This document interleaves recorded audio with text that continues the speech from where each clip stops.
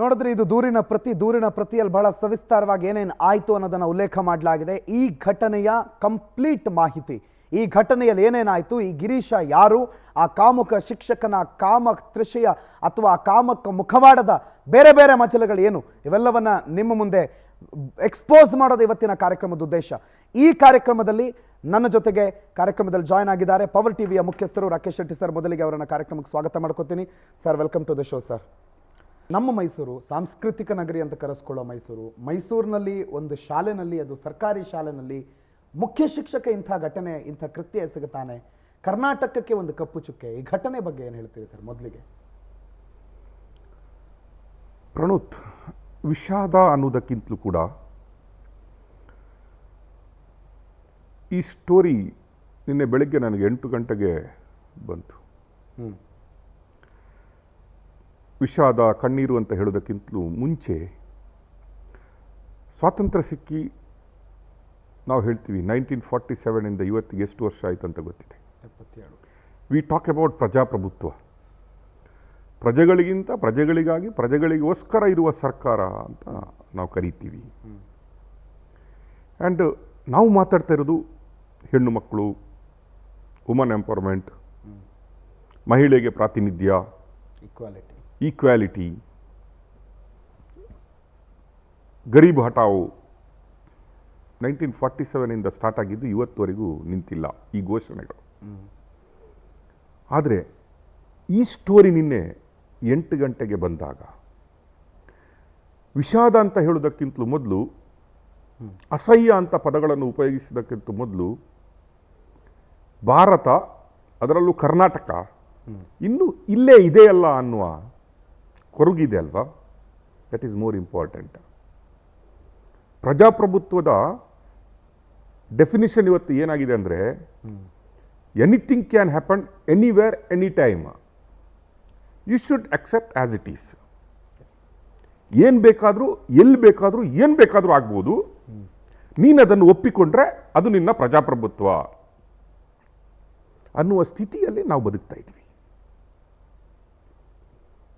ನೀವು ಸ್ಟೋರಿ ತೋರಿಸಿದ್ರಿ, ಒಬ್ಬ ಶಿಕ್ಷಕ, ಗುರುವಿನ ಬಗ್ಗೆ ಮಾತಾಡಿದ್ರಿ. ನಾವು ಗುರುದೇವೋಭವ ಅಂತ ಹೇಳ್ತೀವಿ. ನೀವು ಸರ್ವಜ್ಞನ ಇನ್ನೊಂದು ಕವನವನ್ನು ಮರ್ತ್ರಿ ಅಂತ ಹೇಳ್ತೀನಿ ನಾನು. ವಿದ್ಯೆ ಕೊಡದ ಗುರು, ಬುದ್ಧಿ ಕೊಡದ ತಂದೆ, ಬಿದ್ದಿರಲು ಬಂದು ನೋಡದ ತಾಯಿಯು ಶುದ್ಧ ವೈರಿಗಳು ಸರ್ವಜ್ಞ ಅಂತ ಹೇಳ್ತಾರೆ. ಒಂದು ತಾಯಿ ಒಂದು ಮಗುವಿನ ಆರೋಗ್ಯವನ್ನು ನೋಡಿಲ್ಲ ಅಂದರೆ ಆ ಮಗು ದೇಶದ ಒಂದು ಸತ್ಪ್ರಜೆ ಅಥವಾ ಒಂದು ಹೆಲ್ದಿ ಜನರೇಷನ್ ಆಗಲಿಕ್ಕೆ ಆಗಲ್ಲ. ಅದು ದೇಶಕ್ಕಾಗಿ ನಾವು ಮಾಡಿದ ಅನ್ಯಾಯ ಅಂತ, ಆ ಮಗುವಿಗೆ ಮಾಡಿದ ಪರಮದ್ರೋಹ ಅಂತ. ಎರಡನೇದಾಗಿ, ತನ್ನ ಮಗ ಆಗಲಿ ಮಗಳಾಗಲಿ ತಪ್ಪು ದಾರಿಯಲ್ಲಿ ಹೋಗುವಾಗ ತಿದ್ದದಿದ್ದ ಅಪ್ಪ ಇದ್ದಾನಲ್ಲ, ಅವನು ಕೂಡ ನಿನ್ನ ಪರಮಶತ್ರು ಅಂತ. ಯಾಕಂದರೆ ಚಿಕ್ಕ ವಯಸ್ಸಿನಲ್ಲಿ ಮಕ್ಕಳನ್ನು ತಿದ್ದಿ ತೀಡಿ ಸರಿದಾರಿಗೆ ತಂದಿಲ್ಲ ಅಂದರೆ ಅವನ ಲೈಫೇ ಹೋಗುತ್ತೆ. ಅದಕ್ಕಿಂತಲೂ ಮೂಲವಾಗಿ ನೀವೇನು ಗುರುದೇವೋಭವ ಅಂತ ಹೇಳಿದ್ರಲ್ಲ, ಆ ಗುರು ಇದ್ದಾನಲ್ಲ, ವಿದ್ಯೆ ಕೊಡದ ಗುರು ಅಂದರೆ ಒಂದು ಶಿಕ್ಷಕ, ಒಂದು ಗುರು ತನ್ನ ವಿದ್ಯಾರ್ಥಿಗೆ ಶಿಕ್ಷೆಯನ್ನು ಕೊಡದಿದ್ದರೆ ಅವನಿಗೆ ಜೀವನದ ಪಾಠ ಮಾತ್ರ ಅಲ್ಲ, ಲೌಕಿಕ ಜ್ಞಾನ ಮಾತ್ರ ಅಲ್ಲ, ಉಳಿದ ಜ್ಞಾನಗಳನ್ನು ದಾರೆ ಎರೆಯುವಂಥ ಶಿಕ್ಷಕ ದೇವರಿಗೆ ಸಮಾನ ಅಂತ ಹೇಳುವ ಶಿಕ್ಷಕ ಸರಿಯಾಗಿರಲಿಲ್ಲ ಅಂದರೆ ಅವನು ನಿಮ್ಮ ಪಾಲಿನ ಶುದ್ಧ ವೈರಿ ಆಗ್ತಾನೆ ಅಂತ. ಇವತ್ತು ನುಡಿದಿದ್ದಲ್ಲ ಇದು, 100 ವರ್ಷಗಳ ಹಿಂದೆ ದಾಸರ ಪದಗಳು. ಆದರೆ ಇವತ್ತು ನಾವು ಕಾಮ ಅಂತ ಹೇಳ್ಬೋದು, ನಾವು ಈಗ ಏನು ಕೊಡ್ತೀವಲ್ಲ ಕೀಚಕ ಹೇಳ್ಬೋದು, ರಾಕ್ಷಸ ಹೇಳ್ಬೋದು, ವಿಕೃತಕಾಮಿ ಅಂತ ಹೇಳ್ಬೋದು. ಇದಕ್ಕಿಂತಲೂ ಮೇಲಾಗಿ ಸೊಸೈಟಿ ಇದೆಲ್ಲ, ಸಮಾಜ ಇದೆ ಅಲ್ವಾ, ಇದಕ್ಕೆ ಕಳಂಕ ಮಾತ್ರ ಅಲ್ಲ, ಇಂಥವರು ಇದ್ದರೆ ಸಮಾಜ ಎಲ್ಲಿ ಹೋಗಬಹುದು ಅನ್ನುವ ಪರಿಜ್ಞಾನ ನಮಗೆಲ್ಲರಿಗಿದೆ. ಪವರ್ ಟಿವಿ ವಿಷಯಕ್ಕೆ ಬಂದಾಗ, ಇಂಥ ಸ್ಟೋರಿಗಳನ್ನು ಎತ್ಕೊಳ್ಳುವಾಗ, ಜನರು ನಮ್ಮ ಮೇಲೆ ನಂಬಿಕೆ ಇಟ್ಟಾಗ, ಪತ್ರಿಕಾ ಸ್ವಾತಂತ್ರ್ಯ ಮಾತ್ರ ಅಲ್ಲ, ಪತ್ರಿಕಾ ಧರ್ಮ ಏನು ಹೇಳ್ತೀವಿ ನಾವು, ಜರ್ನಲಿಸಮ್ ಬಗ್ಗೆ ಏನು ಮಾತಾಡ್ತೀವಿ, ಸ್ವಲ್ಪವಾದರೂ ಇದರಲ್ಲಿ ಸೇವೆ ಮಾಡುವಂತಹ ಯೋಗ ನಮಗೆ ಸಿಕ್ಕಿದೆ ಅಲ್ಲ ಅನ್ನುವ ಭಾಗ್ಯ ನಮ್ಮಲ್ಲಿ. ನಾವು ಹೇಳಲಿಕ್ಕಾಗಲ್ಲ ನಾವು 100% ಮಾಡ್ತೀವಿ ಅಂತ, ಅಥವಾ ನಾವು ಇಲ್ಲಿ ಕ್ಲೈಮ್ ಮಾಡಲಿಕ್ಕಾಗಲ್ಲ ನಾವು 100% ಸತ್ಯರಿಚಂದ್ರರು ಅಂತ. But power TV is doing is best ಅಂತ ಹೇಳಿದ ಕ್ಯಾಂಪರ್ ಅವರು. ಕಣ್ಣೀರು ನೀರುವ ಜನ ನಮಗೆ ಸಿಸ್ಟಮಲ್ಲಿ ನಮಗೆ ಯಾವ ರೀತಿಯಲ್ಲೂ ನ್ಯಾಯ ಸಿಗದಾಗ ನಮ್ಮ ಮೆಟ್ಲತ್ತಿ ಬರ್ತಾರಲ್ಲ, ಅದಕ್ಕೆ ನ್ಯಾಯ ಕೊಡಿಸುವ ಜವಾಬ್ದಾರಿ ನಮ್ಮ ಮೇಲಿದೆ. ನಿನ್ನೆ ಆ ಚಿಕ್ಕ ಮಕ್ಕಳ ತಾಯಂದ್ರು, ತಂದೆ, ಊರಿನವರು, ಆ ಊರಿನ ಪಂಚಾಯಿತಿ ಲೀಡರ್ಗಳು ಅವರೆಲ್ಲ ನಮ್ಮ ಹತ್ರ ಕೊರಗು ಬೇಡ್ಕೊಂಡಾಗ, ಸರ್ ನಮಗೆ ಲಾಸ್ಟ್ ದಾರಿ ಅಂತ ಬಂದಿದ್ದೀವಿ, ನಿಮ್ಮಲ್ಲಿ ಬಂದಿದ್ದೀವಿ, ನಮಗೆ ನ್ಯಾಯ ಬೇಕು ಅಂತ ಕೇಳಿದಾಗ ಐ ವೆಂಟ್ ಮೈ ಸೆಲ್ಫ್, ನಾನೇ ಹೋಗಿದ್ದೀನಿ ಈ ಸ್ಟೋರಿಗೆ. ರಿಪೋರ್ಟರ್ನ ಕಳಿಸಿಲ್ಲ, ನಾನೇ ಹೋಗಿದ್ದೀನಿ ಈ ಸ್ಟೋರಿಗೆ. ಕಣ್ಣೀರು ಒರೆಸುವ ಸರ್ಕಾರ, ಕಣ್ಣೀರು ಒರೆಸಬೇಕಾದ ಸಿಸ್ಟಮ್, ನಮ್ಮ ಕೆಲಸ ಏನು ಹೇಳಿ? ತೋರಿಸೋದು ಮಾತ್ರ. ಕಣ್ಣೀರು ಅವ್ರು ಒರೆಸ್ಬೇಕಿತ್ತು. ಅವ್ರು ಒರೆಸಿದ್ರೆ ಪೊಲೀಸವರಾಗಲಿ, ಪ್ರಶಾಸನ ಆಗಲಿ, ಅಥವಾ ಅಲ್ಲಿನ ಅಧಿಕಾರಿಗಳಾಗಲಿ, ಅಥವಾ ಅಲ್ಲಿನ MLA ಆಗಲಿ, MP ಆಗಲಿ, ಆ ಬಡವರ ಕಣ್ಣೀರಿಗೆ, ಆ ಹೆಣ್ಣು ಮಕ್ಕಳ ಕಣ್ಣೀರಿಗೆ ನಿಂತ್ಕೊಂಡಿದ್ರೆ ಇವತ್ತು ನಾವು ಸುದ್ದಿ ಮಾಡ್ತಾ ಇದ್ವಿ, ಶಬಾಸ್ ಅಂತ ಹೇಳ್ತಾ ಇದ್ವಿ, ಅವನನ್ನು ಕೀಚಕ ಅಂತ ತೋರಿಸ್ತಾ ಇದ್ವಿ. ಇವತ್ತು ನಾವಿಲ್ಲಿ ಕೂತ್ಕೊಂಡಿರೋದು ಗಿರೀಶನ್ನು ಕ್ವಶನ್ ಮಾಡಲಿಕ್ಕೆ ಮಾತ್ರ ಅಲ್ಲ. ಗಿರೀಶ್ ಶಿಕ್ಷಾರ್ಹ, ಶಿಕ್ಷೆ ಆಗಲೇಬೇಕು, ಹಾಗೆ ಆಗುತ್ತೆ, ಹಾಗೆ ಆಗುತ್ತೆ. ಬಟ್ ಅವನ ಹಿಂದೆ ನಿಂತಿದೆ ಅಲ್ಲ, ನಾವೇನು ಹೇಳ್ತೀವಿ, ಅಧಿಕಾರಿಗಳು, ಸಿಸ್ಟಮ್ ಇದೆ ಅಲ್ಲ. ಒಂದು ಹೆಣ್ಣು ಮಗು 6ನೇ ಕ್ಲಾಸ್ 7ನೇ ಕ್ಲಾಸ್ನ ಮಗು ಅತ್ಯಾಚಾರ ಆಗಿ ವಿವಸ್ತ್ರಳಾಗಿ ಬಿದ್ದಿರ್ತಾಳೆ. ಅದೇ ಏಜಿನ, ಅದೇ ಕ್ಲಾಸಿನ ಸಹಪಾಠಿಗಳು ಹೋಗಿ ಅವಳಿಗೆ ಬಟ್ಟೆ ಹಾಕ್ಕೊಂಡು ಕರ್ಕೊಂಡ್ಬರ್ತಾರೆ. ಜಸ್ಟ್ ಥಿಂಕ್, ಆ ಮಗು ಬಂದು ಮನೇಲಿ ಹೇಳಲ್ಲ, ಆ ಮಗುಗೆ ಎದುರಿಸ್ತಾರೆ. ನೀನು ಹೇಳಿದ್ರೆ ಫೈಲ್ ಆಗ್ತೀಯಾ, ನೀನು ಹೇಳಿದ್ರೆ ನಿನ್ನ ಇನ್ನೊಂದು ಸ್ಕೂಲಲ್ಲಿ ಕರೆಸ್ಕೊಳ್ಳಲ್ಲ, ನೀನು ಹೇಳಿದ್ರೆ ಉಳಿದ ಶಿಕ್ಷಕರಿಗೂ ನೀನು ಚಾಡಿ ಹೇಳ್ತೀಯಾ ಅಂತ ನಿನ್ನ ಮೇಲೆ ಸಿಟ್ಟು ಬರುತ್ತೆ. ಮಗು ಹೇಳಲ್ಲ. ನೋಡಿದ ಸಹಪಾಠಿಗಳು ಒಂದು ದಿನ ಮನೆಯವರು ಹೋಗುವಾಗ ಹೇಳ್ತಾರೆ, ನಿಮಗೆ ಗೊತ್ತಾ ಮೊನ್ನೆ ನಿಮ್ಮ ಹುಡುಗಿಗೆ ಹಿಂಗಾಗಿತ್ತು ಶಾಲೆಯಲ್ಲಿ ಅಂತ.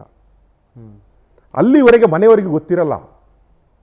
ಆಗ ಮನೆಯವರು ಸ್ಕೂಲ್ಗೆ ಹೋಗ್ತಾರೆ, ಏನಾಗಿದೆ ನಮ್ಮ ಮಗಳಿಗೆ ಅಂತ. CRP ಮೇಡಮ್ ಅಂತ ಹೇಳ್ತಾರಲ್ಲ, ನೀವು ಹೇಳಿದ್ರಲ್ಲ, ಅದೇ ನಾನು ಹೆಣ್ಣು ಕುಲ ಅಂತ ಏನು ಹೇಳ್ತಾರಲ್ಲ, ನಾನು ಹೇಳ್ತೀನಿ ನೀವು ಹೆಣ್ಣಾಗಿ ಹೆಣ್ಣಿನ ಕಷ್ಟ ಗೊತ್ತಾಗಿರ್ಬೇಕಿತ್ತು. ನೀವೇನೋ ಹೇಳ್ತಾ ಇದ್ರಿ ಸ್ಟಾರ್ಟಿಂಗ್ ಅಲ್ಲಿ. ಒಂದು ಗಾದೆ ಮಾತಿದೆ, ಜಾತಿಗೆ ಜಾತಿಯೇ ಶತ್ರು ಅಂತ. ಹೆಣ್ಣಿನ ಬಗ್ಗೆ ಗಂಡಸರು ತೋರಿಸುವಂತ ಕಾಳಜಿ ಹೆಣ್ಮಕ್ಳು ತೋರಿಸಲ್ಲ. ಅವರ ಬುಡಕ್ಕೆ ಬಂದಾಗ ಮಾತ್ರ ಅವ್ರು ಅರ್ಚ್ಕೊಳ್ಳೋದು. ನಾವು ಗೌರ್ಮೆಂಟ್ ಸ್ಕೂಲಿಂದ ಬಂದವರು, ನಾವು ಸರ್ಕಾರಿ ಪ್ರಾಥಮಿಕ ಶಾಲೆಗಳಲ್ಲೇ ಓದಿ ಬಂದವರು, ನಾವೇನು ಕಾನ್ವೆಂಟ್ ಸ್ಕೂಲಲ್ಲಿ ಬಂದಲ್ಲ. ಮರ್ಯಾದೆ ಇರೋದು ಖಾಲಿ ಕಾನ್ವೆಂಟ್ ಸ್ಕೂಲಲ್ಲಿ ಕಲಿತ ಮಕ್ಕಳಿಗೆ ಮಾತ್ರ ಅಲ್ಲ, ಸೇಮ್ ಫಾರ್ ಗೌರ್ಮೆಂಟ್ ಸ್ಕೂಲ್ ಮಕ್ಕಳಿಗೆ ಅಷ್ಟೇ ಯೋಗ್ಯತೆ ಇದೆ, ಅಷ್ಟೇ ಮರ್ಯಾದೆ ಇದೆ. ಹೆಣ್ಣು ಅಂತ ಹೇಳ್ತೀರಿ ನೀವು. ಆ ಹೆಣ್ಣಿಗೆ ತಿಳಿಸಿದಾಗ ಹೆಣ್ಣು ಏನು ಹೇಳುತ್ತೆ ಗೊತ್ತಾ ಮಕ್ಕಳಿಗೆ? ಇದನ್ನು ಇಲ್ಲೇ ಬಿಟ್ಟುಬಿಡಿ, ಪೇರೆಂಟ್ಸ್ ಹತ್ರ ಹೇಳ್ಬೇಡಿ, ನಾನು ಅವನನ್ನು ಟ್ರಾನ್ಸ್ಫರ್ ಮಾಡ್ತೀನಿ, ವಿಷಯ ದೊಡ್ಡದಾಗಬಾರ್ದು, ಆಗಿದ್ದಾಯ್ತು ಮರ್ತು ಬಿಡಿ ಅಂತ ಆ ಹೆಣ್ಣು ಹೇಳುತ್ತೆ. ದೀಪ, CRP ದೀಪ ಅವರು. ನಾನು ಹೆಣ್ಣು ಅಂತ ಕರಿಬೇಕಾ, ಏನಂತ ಕರಿಬೇಕಂತ ಗೊತ್ತಿಲ್ಲ. ಇಂತಹ ದೃಶ್ಯಗಳನ್ನು ನೋಡಿದ ಮೇಲೆ, ಆ ಹುಡುಗಿಯೇ ಹೇಳಿದ ಮೇಲೆ, ನಿಮ್ಗೆ ಇನ್ನೊಂದು ಭಯಂಕರವಾದ ವಿಷಯ ಹೇಳ್ತೀನಿ ಪ್ರಣುತಿಲಿ. ಗೌರ್ಮೆಂಟ್ ಆಫ್ ಕರ್ನಾಟಕ ಮಕ್ಕಳಿಗೆ, ಬಡವರ ಮಕ್ಕಳಲ್ಲ, ಕೈಕಾಲು ಸರಿ ತೊಳೆಯಲ್ಲ, ಊಟ ಮಾಡ್ತವೆ, ಮಣ್ಣಲ್ಲಿ ಆಟ ಆಡ್ತವೆ, ಕೆಲಸಕ್ಕೆ ಹೋಗ್ತವೆ, ಅಲ್ಲೇ ತಿಂತವೆ, ಅವುಗಳಿಗೆ ಜಂತು ಹುಳ ಅಂತ ಬರುತ್ತೆ. ನಮಗೆಲ್ಲ ಗೊತ್ತಾ, ಡಿವಾರ್ಮಿಂಗ್ ಅಂತ ಮೆಡಿಸಿನ್ ಕೊಡ್ತಾರೆ, ನಮಗೂ ಎಲ್ಲ ಕೊಡ್ತಾ ಇದ್ರು ವರ್ಷಕ್ಕೊಮ್ಮೆ ಎಲ್ಲ ಡಿವಾರ್ಮಿಂಗ್ ಮೆಡಿಸಿನ್ ಕೊಡ್ತಾ ಇದ್ರು. ಈ ಗವರ್ಮೆಂಟ್ ಏನು ಹೇಳಿದೆ, ಬಡವರ ಮಕ್ಕಳಿಗೆ ಜಂತುಹುಳಗಳು ಜಾಸ್ತಿ ಬರ್ತದೆ. ಇದೆಲ್ಲ ಪ್ರೈವೇಟ್ ಸ್ಕೂಲಲ್ಲಿ ಇಲ್ಲ. ಇರಲ್ಲ. ಅವರಿಗೆ ಅಪ್ಪ ಅಮ್ಮ ಹೋಗ್ಬಿಟ್ಟು ಡಿವಾರ್ಮ್, ಅದು ಇದು ಜಂತುಹುಳ ಅಂತ ನಾವು ಹೇಳ್ತೀವಿ. ಕಾನ್ವೆಂಟ್ಗೆ ಬಂದಾಗ ಅದು ಡಿವಾರ್ಮಿಂಗ್ ಮೆಡಿಸಿನ್ ಅಂತ ಆಗುತ್ತೆ. ಗೌರ್ಮೆಂಟ್ ಸ್ಕೂಲ್ಗೆ ಬಂತ ಜಂತುಹುಳಕ್ಕೆ ಮಾತ್ರೆ ಕೊಡ್ತಾರೆ ಅಂತ ಆಗುತ್ತೆ. ವಾರಕ್ಕೆ 2 ದಿನ ಆಶಾ ಕಾರ್ಯಕರ್ತರು ಹೋಗಿ ಮಕ್ಕಳಿಗೆ ಜಂತುಹುಳದ ಮಾತ್ರೆ ಕೊಡ್ತಾರೆ. ಈ ಮೇಷ್ಟ್ರು ಪರಮ ಪಾಪಿ ಏನ್ ಮಾಡ್ತಾನಂದ್ರೆ ಮಕ್ಕಳನ್ನು ಕರೆದುಬಿಟ್ಟು ಇದು ಜಂತುಹುಳದ ಮಾತ್ರೆ ಅಂತ ಸ್ಲೀಪಿಂಗ್ ಡೋಸ್ ಕೊಡ್ತಾನೆ, ಮತ್ತು ಬರುವಂತ ಮಾತ್ರೆ. ಮತ್ತು ಬರುವ ಮಾತ್ರೆ ಕೊಟ್ಟು ಅಲ್ಲೊಂದು 5 ಕಬಾಟ್ ಇರುತ್ತೆ, ಆಫೀಸ್ ಕೋಣೆಯಲ್ಲಿ ಫೈಲ್ ಇಡ್ಲಿಕ್ಕೆ ಕರತ್ತಲ್ಲ, ಅದನ್ನು ರೂಮಿನ ತರ ಶೇಪ್ ಮಾಡ್ತಾನೆ, ಕವರ್ ಮಾಡ್ತಾನೆ, ಬೇರೆ ಯಾರು ಮಕ್ಕಳು ನೋಡಬಾರ್ದಲ್ಲ. ಈ ಕವರ್ಸ್ ಆಸ್ ಎ ಕ್ಯಾಬಿನ್ 6 ಕಬಾಟ್ಗಳನ್ನು ಇಟ್ಬಿಟ್ಟು ರೂಮ್ ಮಾಡ್ತಾನೆ. ಮಕ್ಕಳಿಗೆ ಮತ್ತು ಬರುವ ಮಾತ್ರೆ, ಇದು ಜಂತುಹುಳದ ಮಾತ್ರೆ, ಇವತ್ತು ತಗೊಂಡ್ಬಿಡುವ ಅಂತ ಹೇಳ್ತಾನೆ. There he do this activity. ಅಲ್ಲಿ ಆ ಮಗುವನ್ನು ಹಾಳು ಮಾಡ್ತಾನೆ. ಈ ಮಗು ಏನಿದೆ ಈಗ ಕಂಪ್ಲೇಂಟ್ 1 or 2 ಏನಿದ್ದಾರೆ, ಒಂದು ಮಗು ಪ್ರಜ್ಞೆ ತಪ್ಪಿ ಬೀಳುತ್ತೆ. ನೀವು ಎಂಟ್ಕೊಳ್ಳಿ, 6ನೇ ಕ್ಲಾಸ್ಗೆ ಮಗುವಿಗೆ ಯಾವ ಶಕ್ತಿ ಇರ್ಬೋದು? 50 ವರ್ಷದ ಈ ಪರಮ ಪಾಪಿಯೊಟ್ಟಿಗೆ ಏನು ಗೊತ್ತಿರುತ್ತೆ? ಅದು ಮುಗ್ಧ ಮಗು. ಇವತ್ತು ನಾವು, ನಮಗೂ ಮಕ್ಕಳಿದ್ದಾವೆ, ಇವತ್ತು ನಾವು ನಮ್ಮ ದೊಡ್ಡ ಮಕ್ಕಳನ್ನು ಕೂಡ ನಮ್ಮ ಮಗು ಮಗು ಮಗು ಅಂತ ಹೇಳ್ತೀವಿ.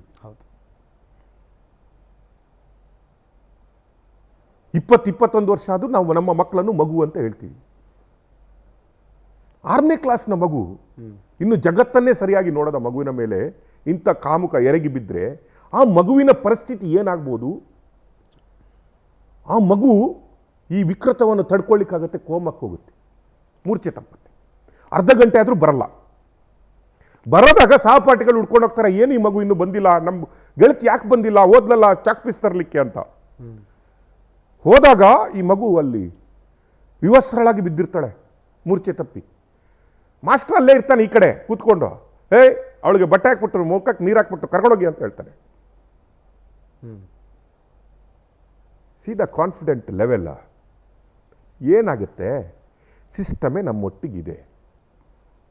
ಈಗ ನೋಡಿದ್ರೆ ಈ ಮೇಸ್ಟ್ರು ಇಲ್ಲಿ ಮಾತ್ರ ಅಲ್ಲ, ಹಿಂದುಳಿದ ಶಾಲೆಗಳಲ್ಲೂ ಈ ರೀತಿ ಆಗೇ ಬಂದಿರೋದು ಅಂತ. ಈ ಶಾಲೆಗೆ ಬಂದು 8 ತಿಂಗಳು ಮಾತ್ರ ಆಗಿದೆ. ಈ ಕೃತ್ಯಗಳು 6 ತಿಂಗಳಿಂದ ನಡ್ಕೊಂಡು ಬರ್ತಾ ಇದ್ದಾವೆ. ಅಸಹ್ಯ ನೋಡಿ. 45-50 ಸ್ಟೂಡೆಂಟ್ ಇರುವ ಈ ಶಾಲೆಗೆ ಇವತ್ತು ಒಬ್ಬ ಮೇಸ್ಟ್ರು, 2 ಗುತ್ತಿಗೆಯವರು, ಅಲ್ಲೇ ಊರಿನಲ್ಲಿ ಓದಿರೋರು ಸಾಕು, ಯಾರು ಸಾಕು. ಇವತ್ತು ಅಸಹ್ಯ. ನಾವು ಮಾತಾಡೋದು ಫ್ರೀ ಬಿಗಳನ್ನು ಕೊಡ್ತೀವಿ, ಗ್ಯಾರಂಟಿಗಳನ್ನು ಕೊಡ್ತೀವಿ, 50 ಗ್ಯಾರಂಟಿಗಳನ್ನು ನೀಡಿದ್ವಿ. ಫಸ್ಟ್ ಮಕ್ಕಳಿಗೆ ಬೇಕಾಗಿರೋದು ಎಜುಕೇಶನ್ ಗ್ಯಾರಂಟಿ. ಮಕ್ಕಳಿಗೆ ಬೇಕಾಗಿರೋದು ಎಜುಕೇಶನ್ ಗ್ಯಾರಂಟಿ ಕೊಟ್ಟರೆ ನೀವು ಆ ಗ್ಯಾರಂಟಿಯಿಂದ ಅವ್ರು ದುಡ್ಕೊಳ್ತಾರೆ. ಮತ್ತೆ ಆ ಗ್ಯಾರಂಟಿಯಿಂದ ಮಗು ಬೆಳೆದು ಮತ್ತೆ ತನ್ನ ಗ್ಯಾರಂಟಿಯನ್ನು ತಾನೇ ಮಾಡಿಕೊಳ್ಳುತ್ತೆ. ಅಸಹ್ಯ ಅನ್ನುತ್ತೆ. ಅದು ಮೈಸೂರು ಅಂದರೆ ಯಾವುದು? ನಮ್ಮ ಚೀಫ್ ಮಿನಿಸ್ಟರ್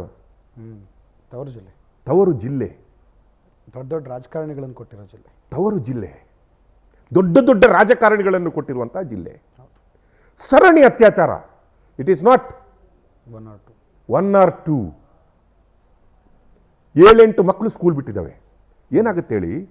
ಹೆಣ್ಣು ಮಕ್ಕಳ ತಾಯಂದ್ರು ಅಥವಾ ಹೆಣ್ಣು ಮಕ್ಕಳಿಗಾಗಿ ನನ್ನ ಮಗಳು ಹೆಸರು ಹೊರಗಡೆ ಬಂದರೆ, ಅಥವಾ ನಾಳೆ ಎಲ್ಲರಿಗೂ ಗೊತ್ತಾದರೆ ಯಾವ ರೀತಿಯಲ್ಲಿ ನಮ್ಮ ಮಕ್ಕಳನ್ನು ಮುಂದೆ ನಾವು ಬೆಳೆಸೋದು, ಯಾವ ರೀತಿಯಲ್ಲಿ ನಮ್ಮ ಮಕ್ಕಳಿಗೆ ಮದುವೆ ಮಾಡಿಕೊಡೋದು. ಹಳ್ಳಿಯ ಮುಗ್ಧರು ನೋಡಿ, ಇವತ್ತು ಬಡವರು ಮುಗ್ಧರಾಗಿ ಇದ್ದಾರೆ.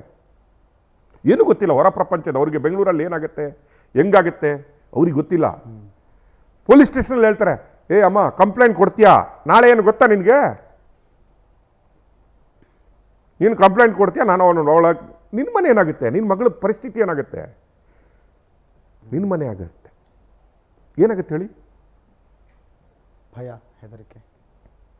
ನೀವು ನೋಡಿದ್ರಿ ಒಬ್ಬ ಪರಮ ಪಾಪಿ ಸನ್ಯಾಸಿಯನ್ನು ನಾವು ನೋಡಿದ್ವಿ, ಮಕ್ಕಳ ಮೇಲೆ ಹೆಂಗೆ ಎರಗಿದ್ದ ಅಂತ ನಾವು ನೋಡಿದ್ವಿ. ಆ ಸ್ಟೋರಿಯನ್ನು ನಾವು ತಗೊಂಡಿದ್ವಿ. ಕರೆಕ್ಟ್. ಇವತ್ತು ಕ್ಯಾನ್ ವಿ ಎಕ್ಸ್ಕ್ಯೂಸ್? ಖಾಲಿ ಶಿಕ್ಷಕನ್ ಮಾತ್ರ ಅಲ್ಲ, ಆ BOನು, ಆ CRP ಅವ್ರ ಬಗ್ಗೆ ಎಲ್ಲ ಅವರನ್ನು ಮಾತಾಡೋರು ಕ್ಯಾನ್ ಬಿ ಎಕ್ಸ್ಕ್ಯೂಸ್. ಅವ್ರ ಬಗ್ಗೆ ಮಾತಾಡಬೇಕು, ಪೊಲೀಸ್ ವ್ಯವಸ್ಥೆ ಬಗ್ಗೆ ಮಾತಾಡಬೇಕು, ಬಿ ಒ ಬಗ್ಗೆ ಮಾತಾಡಬೇಕು, ತಹಶೀಲ್ದಾರ್ ಬಗ್ಗೆ ಕೂಡ ಮಾತಾಡಬೇಕು. ಪೊಲೀಸರು ನಾನು ಆಗಲೇ ಹೇಳಿದಾಗ ಆರಕ್ಷಕರು ಅಂತ ರಕ್ಷಣೆಗೋಸ್ಕರ ನಿಯೋಜಿತಗೊಂಡಿರೋರು, ಸರ್ಕಾರ ಅವ್ರಿಗೆ ಸಂಬಳ ಕೊಡುತ್ತೆ. ತಹಶೀಲ್ದಾರು ಅಂತ ಇರ್ತಾರೆ, ಅವರಿಗೆ ಅವ್ರದ್ದೇ ಆದಂಥ ಕರ್ತವ್ಯ ಇರುತ್ತೆ. BEO ಅಂತ ಒಬ್ರು ಇರ್ತಾರೆ, ಅವ್ರಿಗೆ ವಿಶೇಷವಾಗಿ ಮಕ್ಕಳ ವಿಚಾರದಲ್ಲಿ, ಶಿಕ್ಷಕರ ವಿಚಾರದಲ್ಲಿ ಅಧಿಕಾರ ಇರುತ್ತೆ. ಇವರೆಲ್ಲ ಯಾಕೆ ಅಧಿಕಾರ ಮರ್ತರು? ಯಾಕೆ ಇವರೆಲ್ಲ ಆ ಕಾಮುಕನ ಪರವಾಗಿ ನಿಂತರು?